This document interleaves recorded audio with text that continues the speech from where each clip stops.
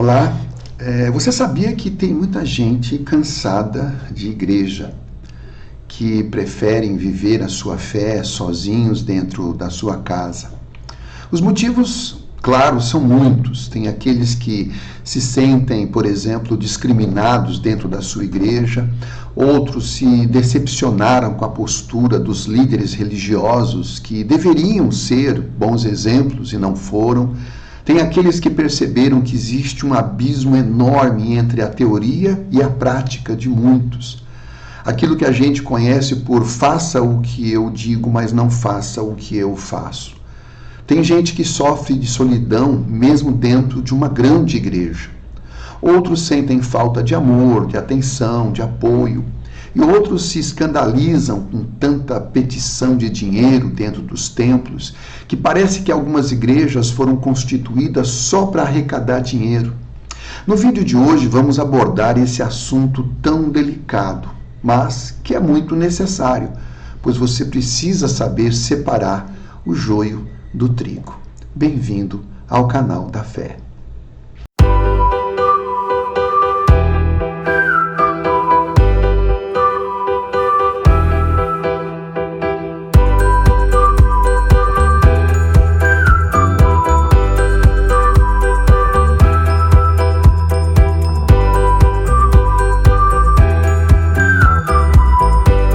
Olá, tudo bem? Que bom ter você conosco novamente. E a nossa enquete de hoje é: você já se sentiu cansado de sua igreja? Já teve vontade de sair dela? Você sabe identificar quando e por que isso aconteceu? Poste nos comentários abaixo. Quem sabe você ajuda alguém que está passando por uma situação semelhante hoje. E por favor, se você ainda não é inscrito no nosso canal, faça isso agora. E não deixe de dar um like e compartilhar com alguém se você achar que esse vídeo foi útil para você, tá bom? Obrigado. Então vamos lá. Você já ouviu falar de desigrejados? Desigrejado, segundo definições teológicas, são pessoas que, por descontentamento com a sua igreja local, resolveram deixar de congregar, abandonaram a comunhão com os irmãos da fé, tornando-se assim cristãos nominais, isto é, sem nenhum vínculo com nenhuma igreja. As razões mais comuns passam pela decepção com promessas feitas em nome de Deus e que nunca se cumpriram, além das práticas e ensinos questionáveis que não têm base bíblica e que é ensinado abertamente em muitas igrejas. Além disso, tem a decepção com os maus exemplos das lideranças de pastores, padres, bispos, apóstolos, resultando na deserção de milhões de cristãos que engrossam a fileira dos descontentes com a igreja. Antigamente era normal, quando havia o recenseamento, muitos católicos se identificavam como não praticantes. Agora há uma parte considerável de evangélicos, cerca de 10%, mais ou menos umas 4 milhões de pessoas se intitulam como desigrejados no Brasil. Sem dúvida, é um fenômeno inédito do cristianismo em nosso país. Como você sabe, a igreja tem duas expressões terrenas: a igreja local e a igreja global. A igreja local é aquela congregação que você frequenta, onde você presta o seu culto a Deus. E a igreja global é aquela formada por todos os cristãos espalhados sobre a face da terra, todos aqueles que nasceram de novo. Essa igreja global é chamada na Bíblia Sagrada de a igreja de Deus, de a igreja de Jesus Cristo, a noiva do Cordeiro, o corpo de Cristo e assim por diante. A igreja ela é comparada a um corpo humano, único e unido, onde todos os membros, todos os órgãos e aparelhos trabalham juntos para uma vida saudável de uma pessoa. No caso da igreja, nós somos os membros deste corpo e Cristo é a cabeça, aquele que governa e que dirige esse corpo. Mas nós precisamos saber a diferença entre igreja e denominação. O que é denominação? São os inúmeros nomes dados à igreja local ou a um conjunto de igrejas locais. são as organizações eclesiásticas, são as instituições formais, jurídicas, com estruturas próprias, que possuem estatutos e contrato social, etc. Aqui cabe relevar algo muito importante, preste atenção. Deus criou a igreja global, mas nunca deu nome a igreja nenhuma. Igrejas como Batista, Presbiteriana, Assembleia de Deus, Congregação Cristã no Brasil, Católica Apostólica Romana, Luterana, são nomes criados por seus fundadores. Jesus e os seus apóstolos nunca deram nome a nenhuma igreja. Esses nomes são, por lei, obrigatórios, mas são provisórios, enquanto a igreja estiver aqui na terra. Veja, está escrito que Jesus voltará para buscar a sua igreja. Que igreja é essa? A igreja global, que é formada pela união de todos os salvos em toda a face da terra. Não pense que ele vai chamar as denominações por nome, vai chamar as igrejas pelo seu nome jurídico. Não, isso nunca vai acontecer. Não há um reconhecimento desses nomes jurídicos lá no céu. De jeito nenhum. Nenhuma denominação é reconhecida no céu. Deus não tem preferência por denominações. Jesus Cristo, o fundador da igreja, ele não é batista, ele não é assembleiano, não é presbiteriano, não é católico e nem é evangélico. Jesus Cristo é a cabeça da igreja global.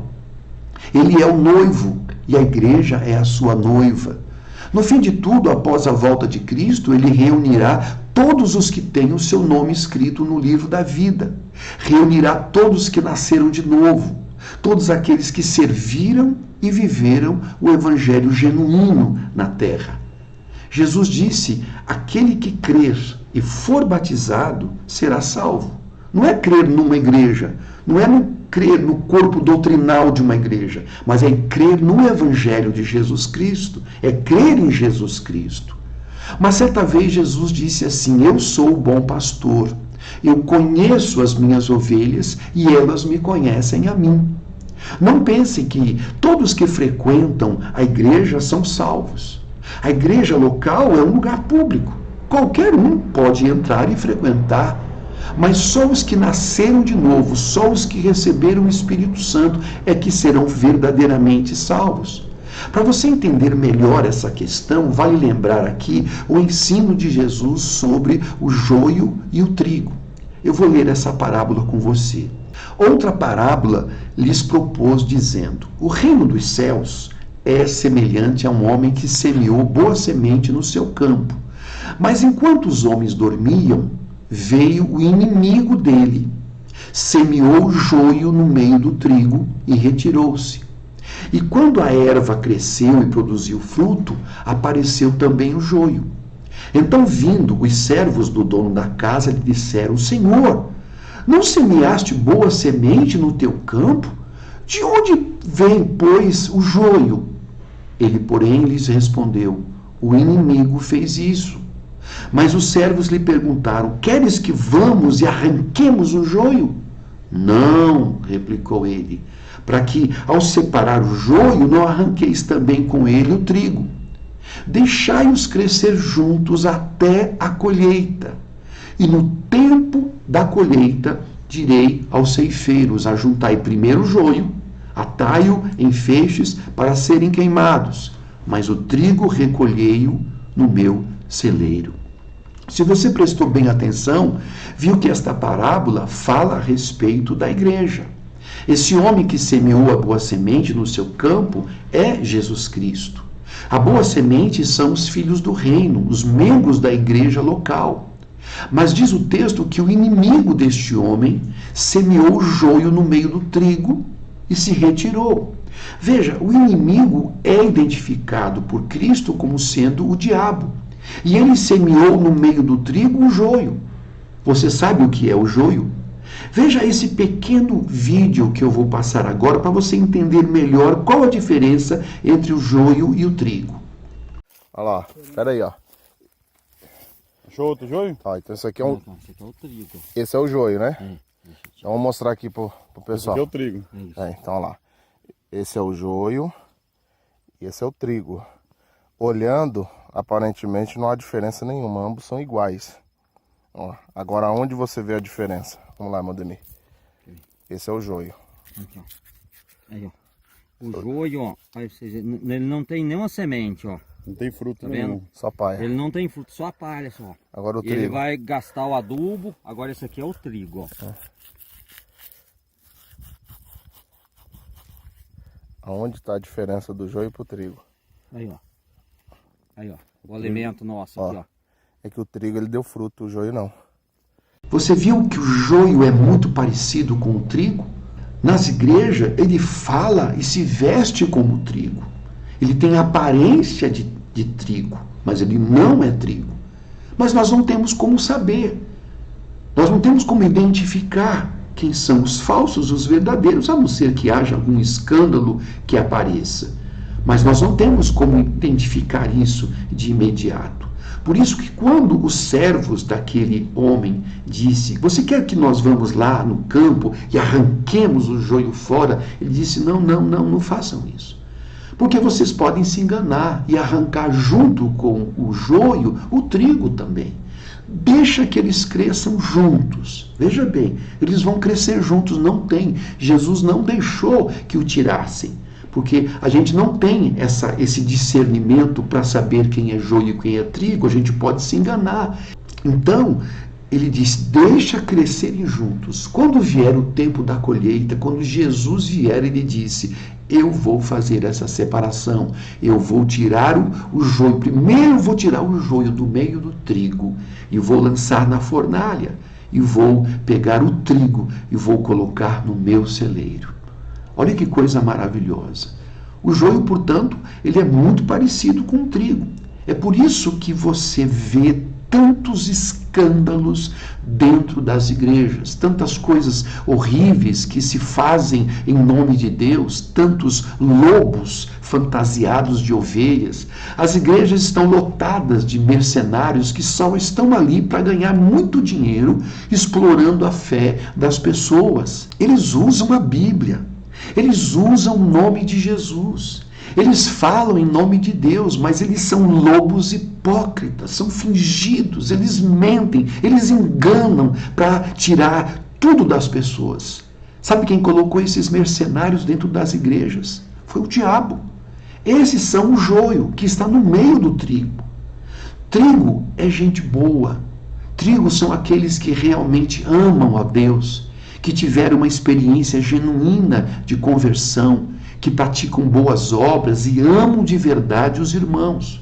Já os joios são aqueles que causam escândalos, e é por causa deles, desse joio, que estamos vendo tanta gente saindo das igrejas. E olha, não se engane, não é porque a pessoa tem um título de pastor, ou um título de padre, de bispo, de apóstolo, que a gente pode confiar cegamente nessas pessoas. Nunca confie em ninguém cegamente. Veja o que Jesus disse: a árvore boa não dá fruto ruim, assim como a árvore que não presta não dá frutas boas, pois cada árvore é conhecida pelos frutos que ela produz. Por isso que nós temos que estar muito atentos.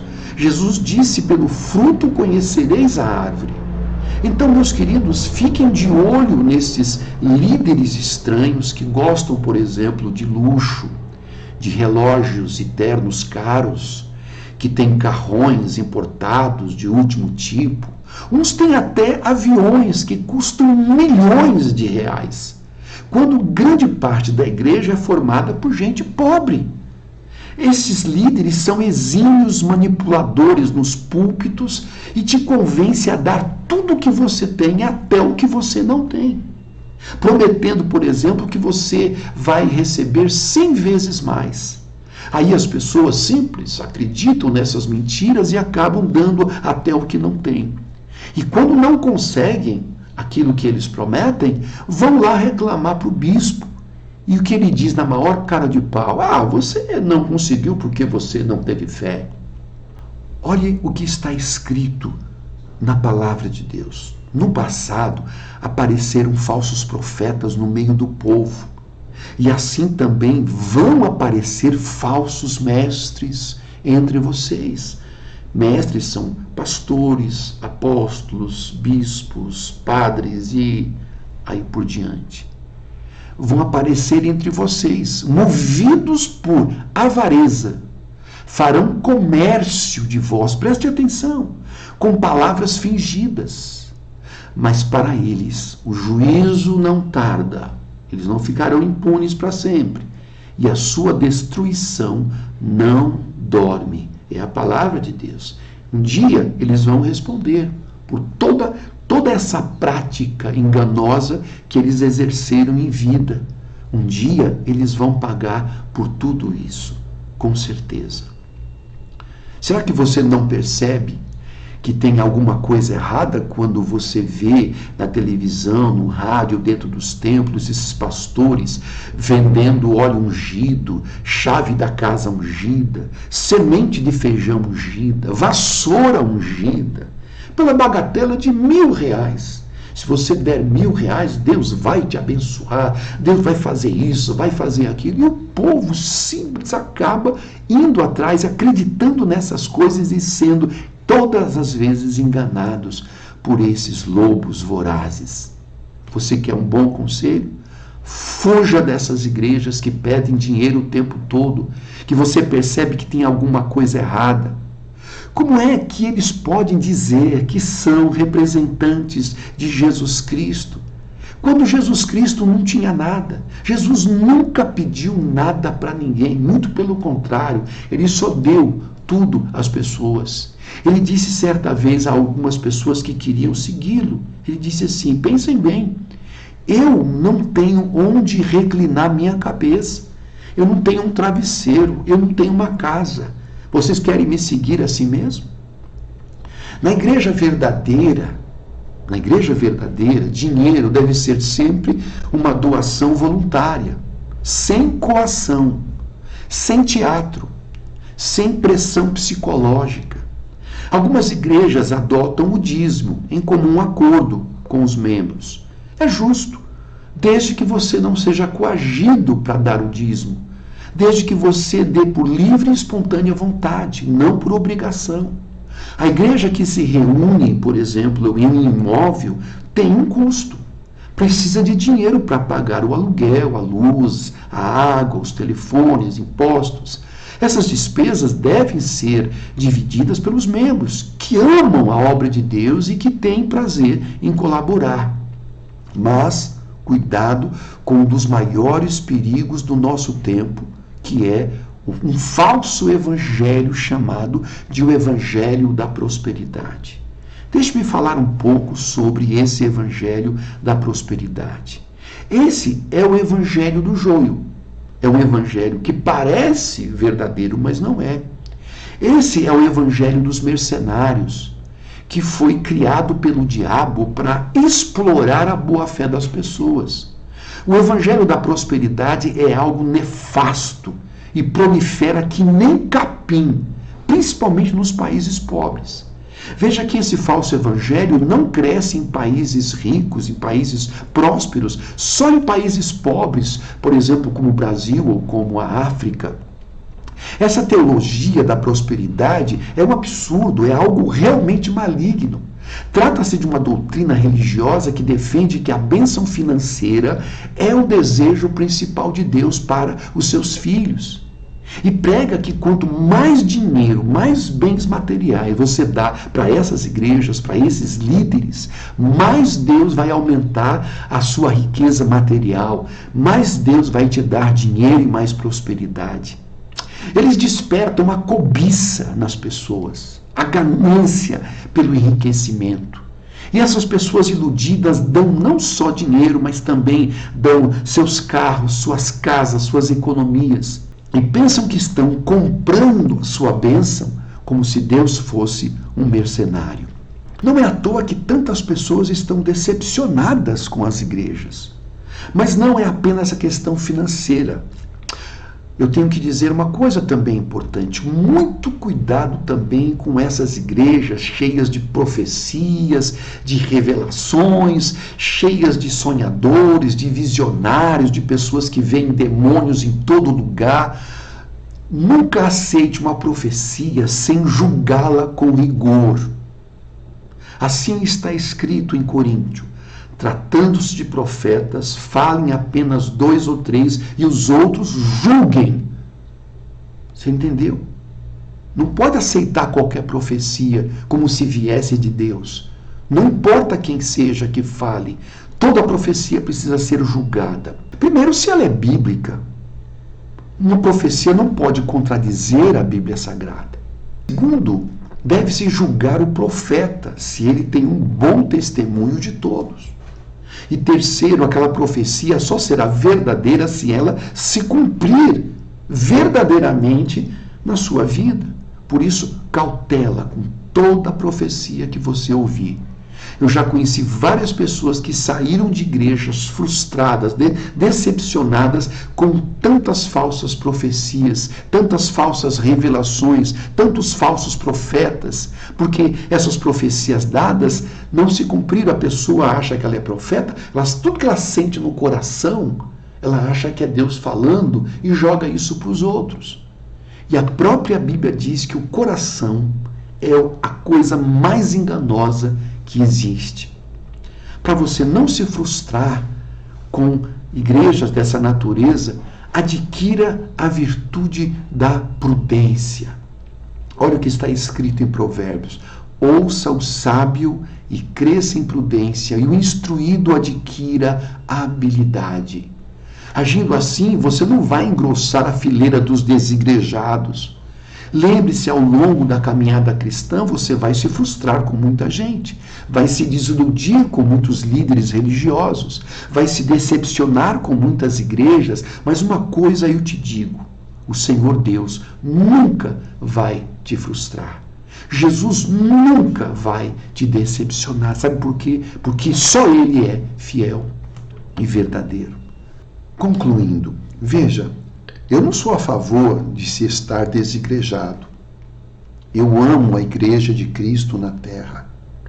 Eu amo o povo de Deus. Essa mensagem tem o intuito de alertar, de iluminar as pessoas que hoje estão sendo enganadas por esse joio plantado pelo diabo dentro das igrejas. Agora eu te digo, por que nós devemos congregar? Por que participar de uma igreja é importante? Deixa eu te dar algumas razões. Primeiro, porque a igreja foi criada por Deus. É assim que está escrito.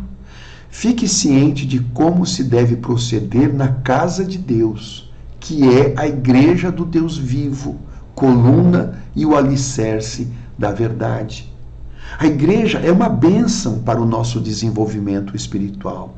Por isso, diante de tudo que você ouviu neste vídeo, se você não tem uma igreja, então procure uma boa igreja.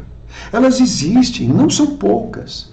Congregue em algumas, examine tudo, examine as pessoas, os pastores, atente sobre o que eles pregam, se são boas mensagens, equilibradas, bíblicas. Em caso de dúvida, peça conselhos a alguém que você considera uma boa pessoa, de bom testemunho, um bom cristão. Principalmente, fique no lugar onde o teu coração encontre paz e alegria. Deixe Deus te guiar para encontrar uma boa igreja. Segundo, a igreja, segundo a Bíblia, é algo coletivo, não é algo individual. Jesus disse assim, que onde estiverem 2 ou mais pessoas reunidas no seu nome, Ele estaria no meio deles. Você veja, é um coletivo. Nós precisamos estar junto com outras pessoas que partilham da mesma fé e dos mesmos objetivos. Termino com um texto de Atos que fala sobre o início da igreja. Como eles viviam lá no princípio da igreja, após a morte e a ressurreição e a ascensão de Jesus Cristo. Assim está escrito, que eles perseveravam na doutrina dos apóstolos e na comunhão, no partir do pão e nas orações. Todos os que creram estavam juntos e tinham tudo em comum. Veja que grande exemplo para nós. Primeiro, os que se converteram a Cristo foram batizados. perseveravam na doutrina dos apóstolos. Os apóstolos, eles eram fiéis testemunhas de Cristo, ou seja, tudo o que eles aprenderam de Jesus Cristo, eles ensinavam fielmente ao povo. Nós não precisamos de nenhum outro livro, de nenhuma outra doutrina, por mais bonita que seja, por mais interessante que seja. Nós não precisamos de outra revelação. Toda a revelação que é necessária para a igreja já foi dada e está nas Escrituras Sagradas. A Bíblia Sagrada é suficiente para a nossa salvação e desenvolvimento espiritual sadio. Outra coisa, eles partiam pão, ou seja, participavam da comunhão, da Santa Ceia. A Santa Ceia é muito importante, é uma ordenança de Jesus, e você vivendo sozinho, você não pode participar da ceia. E o que é maravilhoso, todos os que creram estavam juntos, unidos, e tinham tudo em comum, se ajudavam mutuamente. Isso não é lindo, não é maravilhoso? Que Deus te ajude a encontrar uma igreja assim. Que a tua igreja que você congrega hoje seja assim, onde você possa amar e ser amado, ser feliz e crescer na graça e no conhecimento do Senhor Jesus Cristo. Seja fiel e ajude no que for preciso. Seja uma bênção em todo lugar que você entrar. Se você gostou deste vídeo, compartilhe-o com alguém que precisa ouvir essa mensagem. Que Deus te abençoe. Amém.